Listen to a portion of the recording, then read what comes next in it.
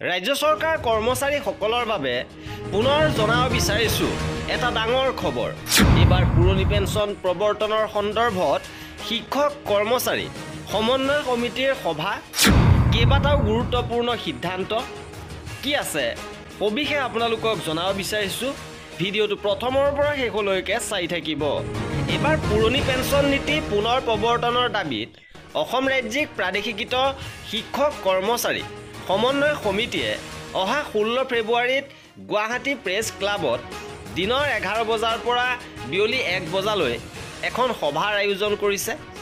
এই সভাত সমল ব্যক্তি হিচাপে প্ৰাগজ্যোতিষ মহাবিদ্যালয়ৰ প্ৰাক্তন অধ্যক্ষ ডক্টৰ দয়ানন্দ পাঠক, সদৌ অসম কৰ্মচাৰী পৰিষদৰ সভাপতি দীপেন শৰ্মা আৰু জ্যেষ্ঠ সাংবাদিক অদীপ ফুকন উপস্থিত থাকিব।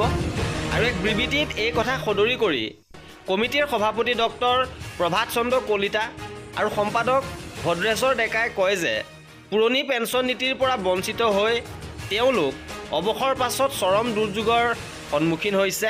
আনকি বহু শিক্ষক কৰ্মচাৰীয়ে পুৰণি পেঞ্চন লাভ নকৰি দিন হাজিৰা কৰিবলগীয়া হৈছে। বহু শিক্ষক কৰ্মচাৰীয়ে দিক বিদিক হেৰুৱাই আত্মহননৰ পথ বাছি লৈছে। আৰু ইয়াৰ মূলতে হৈছে নতুন পেঞ্চন ব্যৱস্থাৰ অধীনত লাভ কৰা ক্ষুদ্ৰতম মাননি। আৰু এই সম্পৰ্কত 16 ফেব্ৰুৱাৰীত এক গুৰুত্বপূৰ্ণ সভাৰ আহ্বান কৰিছে। এই আছিল আজিৰ ভিডিঅ'টোত। কৰ্মচাৰী আৰু পেঞ্চনাৰৰ প্ৰতিটো আপডেট পাই থাকিবৰ বাবে আমাৰ চেনেলটো ছাবস্ক্ৰাইব কৰি ৰাখিব।